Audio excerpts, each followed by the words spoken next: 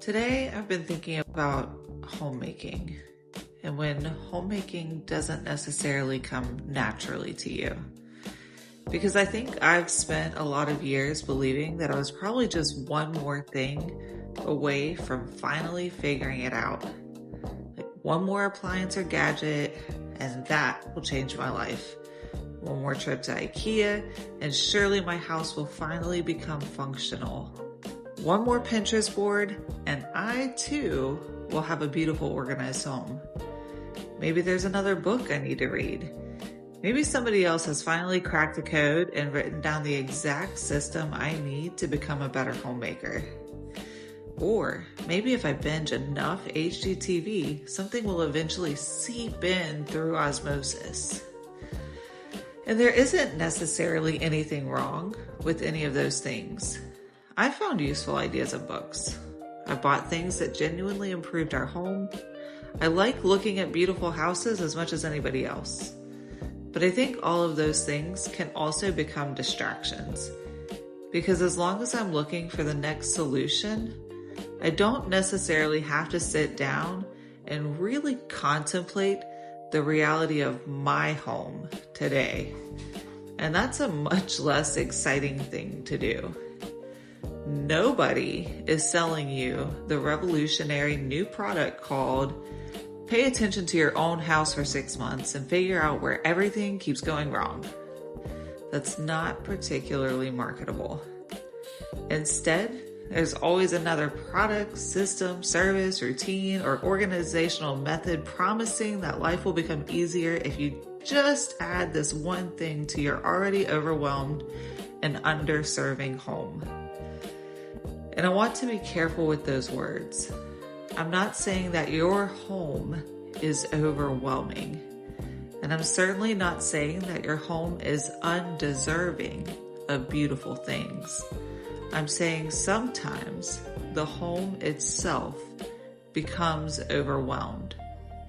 We keep finding sore spots and carefully layering Band-Aid solutions over them without ever stopping to see whether anything underneath has actually healed.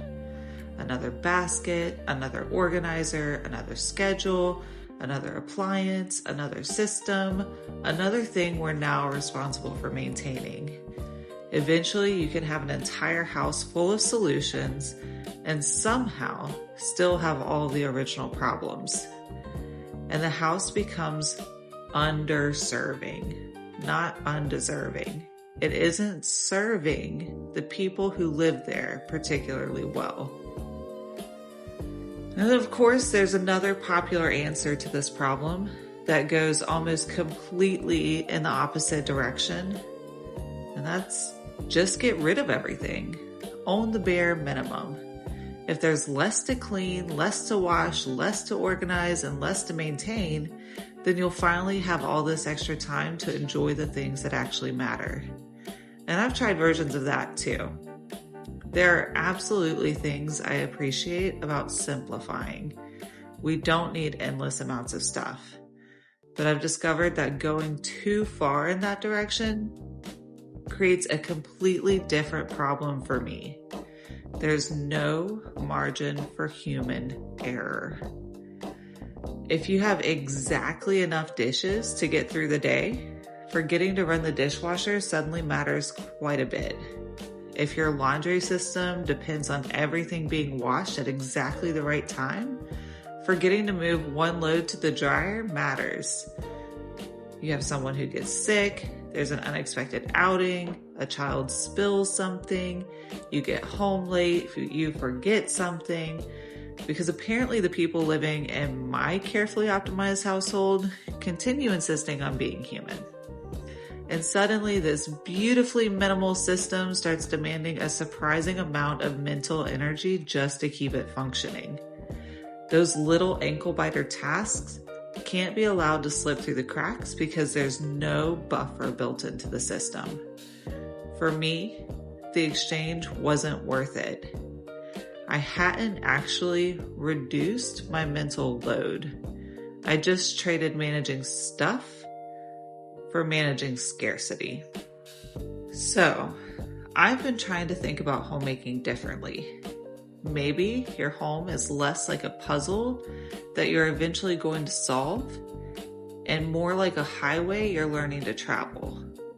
You've got all these lanes available to you. There's room to move around, but on either side of the road is a ditch. One ditch tells you, buy more. The next product, appliance, organizational system, or service will finally make your home work. And the other ditch says, own practically nothing. Eliminate enough possessions and there won't be anything left to get out of control. Both promise that if you just come a little farther in their direction, everything will become easier. I don't particularly want to live in either ditch. I want to learn how to stay on the road. And I think the first step is figuring out where the boundaries of your particular road actually are. How much wiggle room does your household have? How far can you move around an obstacle before things start getting difficult? Because there are certain things that are simply part of maintaining a home. Laundry, dishes, meals, cleaning, activities outside the house, pets, homeschooling for us, work, appointments, whatever makes up the normal rhythm of your particular household. Those aren't necessarily problems that need to be solved. They're traffic. They're part of the road. What I've had to learn is how much traffic our household can absorb before things start backing up. Laundry is a good example.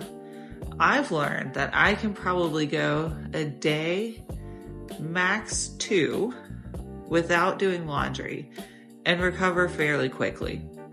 Beyond that, I'm creating a problem for myself. So my preference is to do laundry every day.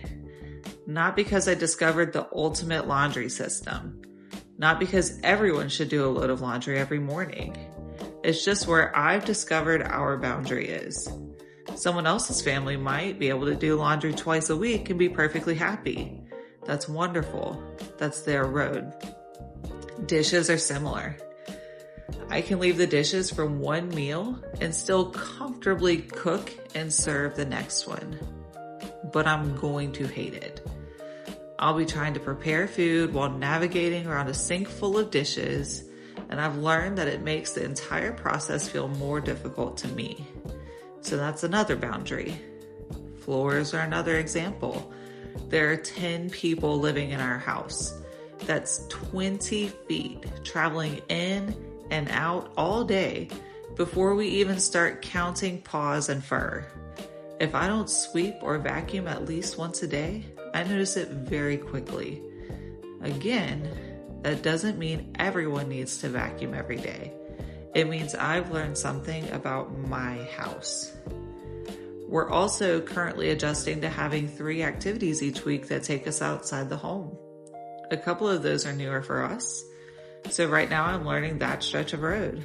How do I add these things to our week without getting pushed into one of my ditches? Because when we're busy, it's very easy for me to start reaching for Band-Aids. We can just grab fast food, laundry can wait, we'll catch up on dishes tomorrow. And none of these things is catastrophic occasionally. Sometimes you absolutely should order the pizza and deal with the laundry tomorrow. But I'm trying to figure out where occasional flexibility starts turning into a household that no longer functions well for us. That's the boundary I'm learning. And I think this is why I'm becoming increasingly skeptical of one-size-fits-all homemaking advice. Your boundaries are going to depend on your personality, your preferences, the size of your household, the ages of your children, whether you work outside the home, whether you homeschool, whether you have pets, your spouse's preferences, which I do think deserve serious consideration when you're creating systems for a home you share. Your finances, your schedule, even the physical layout of your house.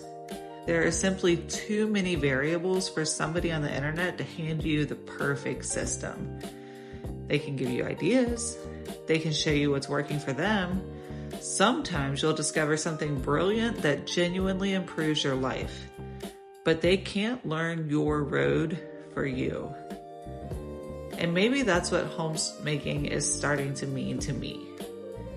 Not finally finding the perfect system, not having the right amount of stuff, not reaching some point where everything runs automatically and I never get behind again. It's learning the road, learning where the potholes are, learning which stretches always slow me down, learning how far I can move over when something unexpected happens without driving myself straight into a ditch, and giving myself enough margin that normal human life doesn't cause the whole system to collapse. Once you know those things, I think you actually become better equipped to recognize the things that would really improve your home. So then you can go ahead and buy the appliance because you've identified a genuine problem it solves. You can get rid of something because you've realized it creates more work than value. You can change your routine because you've actually figured out why the old one isn't working. You're responding to your home instead of desperately grabbing at every passing idea that promises to fix it.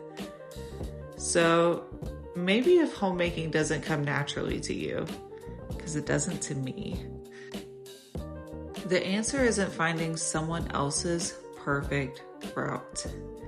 Pay attention to your own. Don't get so hung up in traffic following everybody else that you forget where you're actually trying to go. Take your time, learn the potholes, figure out your boundaries, leave yourself some room to move, and eventually, maybe you stop feeling quite so much like you're failing at someone else's version of homemaking. Because you're finally getting pretty good at your own. And well, we'll call that progress.